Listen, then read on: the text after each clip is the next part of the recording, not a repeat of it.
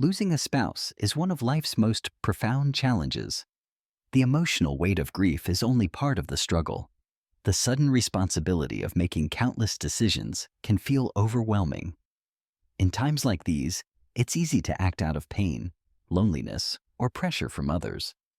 However, some choices made too soon can lead to regret, financial trouble, or even setbacks that make healing harder. While grief is deeply personal, there are certain things to be cautious about before making major decisions. There are some pitfalls that many people unknowingly fall into, only to realize later that they weren't truly ready. These missteps can complicate an already difficult time, but by understanding them beforehand, you can safeguard your emotional, financial, and physical well-being. This isn't just about avoiding mistakes. It's about ensuring that you move through this chapter of life with clarity, dignity, and the right support. One of the most common missteps is rushing into major financial decisions. It's understandable. You're suddenly faced with bank accounts, insurance policies, investments, and possibly the question of whether to sell or keep your home. In moments of grief, taking immediate action might seem like a way to regain control. However, emotions can cloud judgment, and decisions made in the heat of grief can lead to long-term regrets. Many widows and widowers feel pressured, either by well-meaning friends, financial advisors, or their own need for a sense of stability, to make significant financial changes quickly. Selling a house, making large investments, or even moving to a new location might seem logical at the time, but the months after losing a spouse should be focused on emotional adjustment, not financial risk-taking. It's wise to take a step back and allow time for processing before making life-altering choices.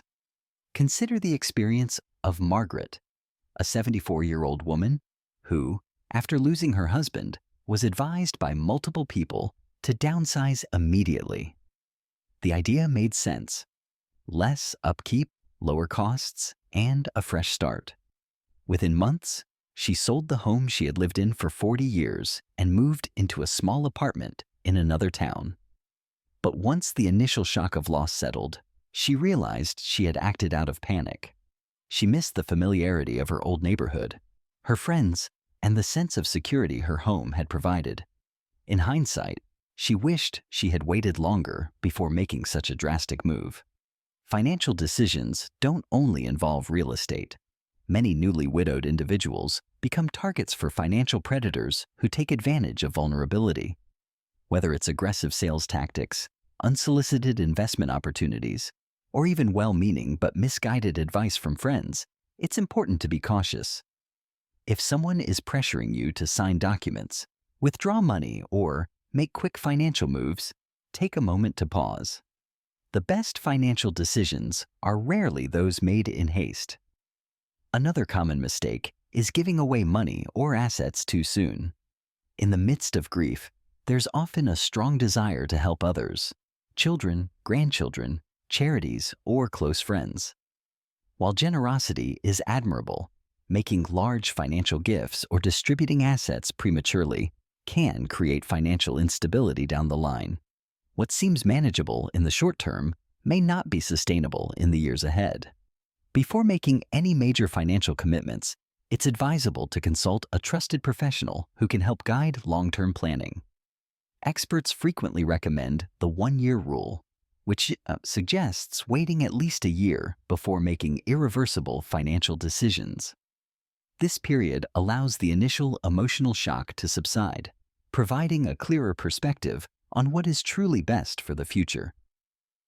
Losing a spouse is one of life's most difficult transitions. The last thing you need is additional stress from financial missteps that could have been avoided. Taking time, seeking trusted guidance, and remembering that there's no rush can help ensure that choices are made with clarity rather than grief. Another significant challenge after losing a spouse is the tendency to isolate. It's natural to crave solitude. Grief is deeply personal, and sometimes being alone feels like the only way to process the loss. However, completely withdrawing from friends and family, can lead to an even deeper sense of loneliness, making healing even harder. Many people fall into the habit of distancing themselves, believing that they just need more time. While personal space is important, prolonged isolation can become a pattern that's difficult to break. Human connection plays a vital role in emotional well-being, especially during times of loss. Studies show that prolonged social isolation can increase stress, weaken the immune system, and even shorten lifespan. On the other hand, maintaining social connections, even in small ways, can help ease the burden of grief and provide much-needed emotional support.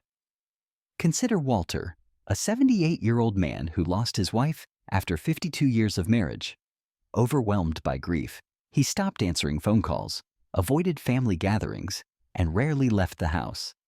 He told himself that no one would understand his pain, that being alone was easier.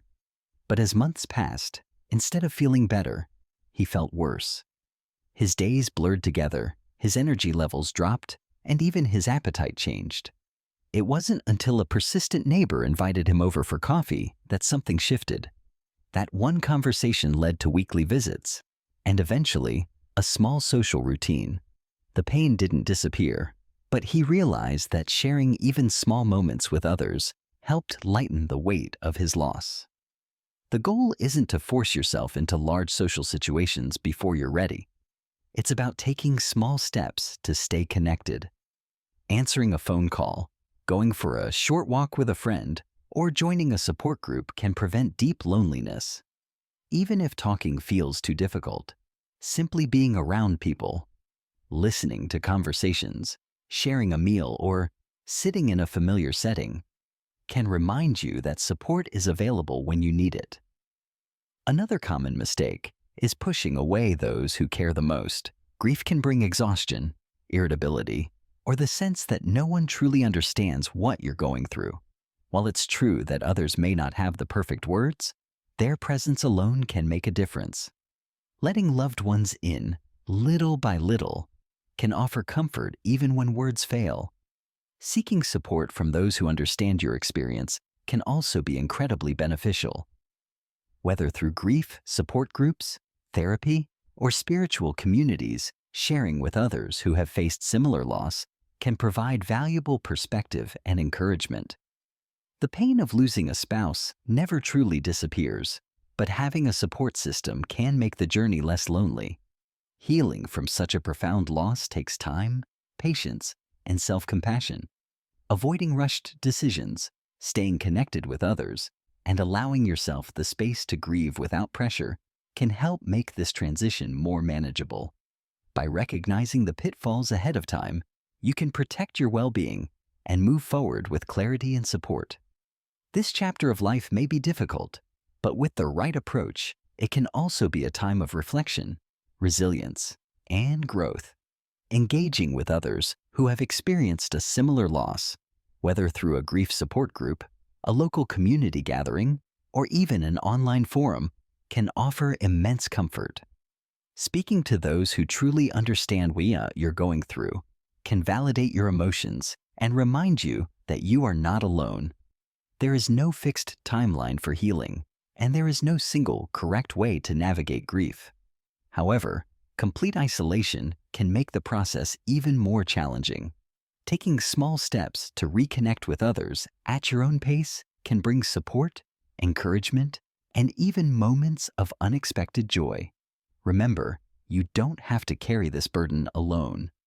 There are people who care about you, who want to be there for you, and who can help you move forward one step at a time. If you're still here watching this video and find these insights helpful, drop a comment with the number 2 below to let me know you're present. If you haven't already subscribed, now is a great time to do so. Turn on the notification bell to stay updated with our latest videos. Your engagement helps us continue producing meaningful content that informs and inspires. Neglecting one's health and well-being is another common struggle after losing a spouse. Grief can be all-consuming, causing people to overlook their own needs. It's not uncommon to skip meals, avoid doctor's appointments, or let daily routines fall apart. Some even feel guilty about prioritizing their health, as if doing so diminishes their love for their lost partner. But the truth is, neglecting yourself does not bring you closer to them.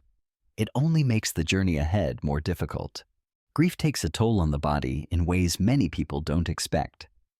Studies indicate that losing a spouse increases the risk of heart disease, weakens the immune system, and can contribute to cognitive decline. The stress of grief can lead to high blood pressure, sleep disturbances, and changes in appetite. Some people lose interest in food altogether, while others turn to unhealthy comfort foods. Over time, these habits can have serious physical and mental consequences. It's not about expecting yourself to feel normal overnight, but rather about making small choices that support your well-being. Take the story of 81-year-old James. After his wife passed away, he stopped preparing proper meals. He convinced himself he wasn't hungry, and when he did eat, it was usually something quick and processed. Within a few months, his energy levels dropped, he struggled with sleep, and he felt constantly fatigued. His daughter noticed the decline and encouraged him to start eating balanced meals again, even when he lacked an appetite. Once he made small changes, choosing simple, nutritious foods and drinking more water, his energy improved, his mood stabilized, and he found himself better equipped to manage his emotions. Self-care isn't just about eating well. It also includes staying active, getting enough sleep, and tending to your emotional well-being. Many people stop exercising after losing a spouse, not necessarily because they don't want to, but because they no longer have their partner to do it with.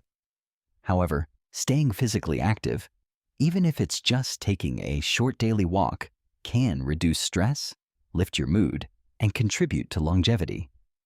In some cases, joining a local walking group or fitness class can provide both physical benefits and a sense of connection. Another overlooked aspect of self-care is keeping up with medical checkups. Many widows and widowers delay doctor visits or neglect existing health conditions because they feel too overwhelmed.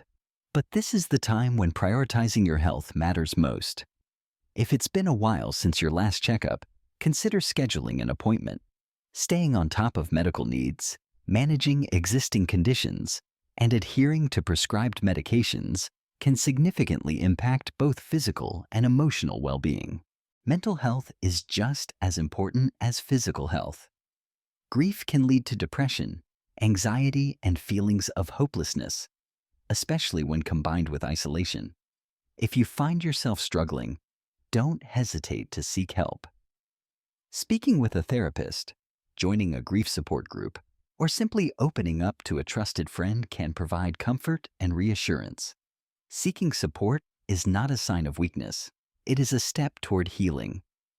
Your spouse would want you to take care of yourself. Honoring their memory does not mean sacrificing your own well-being. It means continuing to live in a way that allows you to find peace and strength. It's okay to grieve, to take your time, and to feel the weight of loss. But through it all, remember that your health still matters. You are still here, and your well-being is worth protecting. Another challenge that many widows and widowers face is the urge to rush into a new relationship. Losing a spouse leaves an emotional void that can feel unbearable. Loneliness can be one of the most difficult aspects of grief, and the idea of finding companionship again may seem like the only way to cope. While there is nothing wrong with wanting connection, one of the most common mistakes is jumping into a relationship before fully processing the loss. The emotions that come with grief can create a deep need for comfort, but making major romantic decisions too soon can lead to further pain, confusion, and regret. Grief does not follow a set timeline, and everyone heals at their own pace. Some people take years before they even consider dating again, while others may feel ready sooner. However, when emotions are raw, there is a high risk of seeking a relationship for the wrong reasons. Not because they are truly ready, but because they are trying to replace what was lost, avoid loneliness, or escape the pain. These relationships often start with intense emotions, but may lack the stability needed for lasting success. Consider the experience of 72-year-old Barbara. Just months after losing her husband of nearly 50 years, she met someone through a friend and quickly entered into a relationship. Initially, it felt like exactly what she needed: someone to talk to share meals with, and to distract her from the overwhelming loneliness. But as time passed, she realized she wasn't truly ready. The relationship moved faster than she had anticipated, and she soon felt trapped in something that didn't feel right. Eventually, she had to step back and take time for herself, though she later wished she had given herself more time before making such a significant decision. A new relationship should come from a place of genuine connection, not just the desire for emotional relief. When someone has spent decades with a spouse, their habits, routines, and shared memories are deeply ingrained. Jumping into a relationship before working through those emotions can lead to unfair comparisons, unrealistic expectations, and feelings of guilt. Many widows and widowers struggle with the conflicting emotions of wanting to move forward while also feeling as if they are betraying their late spouse. These feelings are natural and must be acknowledged before entering into something new. Another concern is vulnerability. Unfortunately, there are individuals who take advantage of those who are grieving, offering emotional support with ulterior motives. It is important to take time to heal and ensure that any future relationship is built on genuine trust and understanding. The path through grief is deeply personal, and there is no right or wrong way to move forward. However, prioritizing your well-being, allowing yourself time to heal, and making thoughtful decisions about your future can make the journey a little easier. You deserve support, care, and the opportunity to find peace in your own time. Losing a spouse is one of the most profound and life-altering experiences. The emotions that come with it can be overwhelming, and the path to healing is different for everyone. However, there are certain choices that can either support or hinder the grieving process. Understanding what to avoid can make this journey a little less painful and a lot more constructive. It is not uncommon for individuals to face undue influence after losing a spouse. Scammers and opportunists often target widowed seniors, knowing they may be emotionally vulnerable and in need of companionship. This is why it's so important to trust your instincts. If someone tries to push you into a quick commitment, urges you to make financial decisions, or isolates you from your support system, these are clear warning signs. Seeking companionship is a natural part of life, and many widows and widowers do find love again. However, the healthiest relationships emerge when both individuals are emotionally prepared. A new relationship should stem from healing and self-discovery, not loneliness or desperation. Taking the time to process grief and rediscover one's own identity is crucial. Entering a relationship for the right reasons, rather than out of fear or pressure, leads to deeper and more fulfilling companionship. If you choose to explore love again, move at your own pace.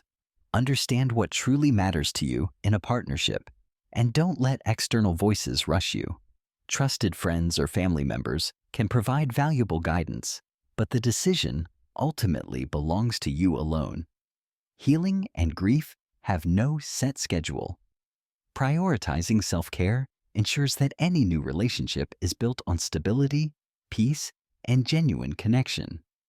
If you're still with me, drop a comment with the number 4 below. Your engagement helps this channel grow and lets me know that this content resonates with you. If you haven't subscribed yet, now is the perfect time to do so. Turning on notifications ensures you won't miss future insights aimed at enriching your journey. Your support allows us to keep producing valuable content for this wonderful community. One of the most emotionally challenging aspects of grief is deciding what to do with a late spouse's belongings. Every item holds sentimental value, and letting go can feel like reliving the loss. Many widowed individuals struggle with this, keeping everything exactly as it was, afraid that change might erase the memories. While it's understandable, holding on indefinitely can make the grief heavier, preventing healing and the ability to move forward. Cherishing certain sentimental items is completely natural. However, keeping an entire home untouched for years can create an environment that serves as a constant reminder of loss rather than a space of comfort. Instead of bringing peace, it may prolong emotional pain, making it difficult to embrace the next phase of life. Consider the story of Harold, a 76-year-old man who lost his wife after 55 years of marriage. He left everything as it was: her shoes by the door, her clothes in the closet, and her favorite chair untouched. Initially, this helped him feel connected to her. However, as time passed, he realized that walking past these untouched belongings every day was keeping him stuck in grief. When he slowly started parting with a few items, donating some, and keeping only the ones that truly mattered, he found a sense of relief. He wasn't forgetting her. He was creating space for his own healing. Letting go does not mean forgetting. It means allowing yourself the space to move forward while keeping the memories alive in a meaningful way. Sudden changes aren't necessary. Starting small makes all the difference. Selecting a few treasured keepsakes, like a piece of jewelry or a heartfelt letter, and designating a special place for them can offer comfort without keeping you trapped in the past. At the same time, external pressures can complicate this process. Well-meaning friends or family members may suggest that you clear everything out quickly, but this is a deeply personal decision. Moving forward should happen on your own timeline. However, be mindful that keeping everything out of guilt or fear may prolong sadness more than necessary. There is an emotional balance to be found, repurposing instead of simply removing. Transforming an old shirt into a quilt, compiling letters into a memory book, or passing cherished items to loved ones can keep their presence alive in a comforting way. Grief is not about material things. It's about the love and memories shared. No object can replace a person, and holding on to everything won't bring them back. Letting go, in a thoughtful and gradual way, is a step toward honoring their memory while also making room for your own well-being. Moving forward does not mean moving away from them. It means carrying them with you in a way that allows love and life to coexist. Losing a spouse is one of the most significant life changes anyone can experience. It alters not just the way we live, but also the way we think about the future. While there is no right or wrong way to grieve, making a mindful decisions can greatly impact how you navigate this new chapter. Avoiding these common pitfalls, rushing into financial commitments, isolating yourself, neglecting your health, jumping into a new relationship too soon, and holding on to everything without allowing for change can make the healing process smoother. There is no timetable for grief, but being aware of these challenges allows you to move forward with greater clarity and emotional strength. Healing does not mean forgetting. Moving forward does not mean leaving your spouse behind. It means honoring their legacy in a way that allows you to continue living with purpose, peace, and even joy. Every step you take towards healing brings you closer to a future where love and life can coexist in harmony. Now, I'd love to hear from you. What part of this discussion resonated with you the most? Which of these insights do you feel applies to your own journey? Drop a comment below and share your thoughts. Engaging with you in the comments section is one of the best parts of this community. If you found value in this video, please like, subscribe, and share. Your support makes all the difference and helps us continue creating meaningful content. Thank you for watching, and I look forward to seeing you in the next video.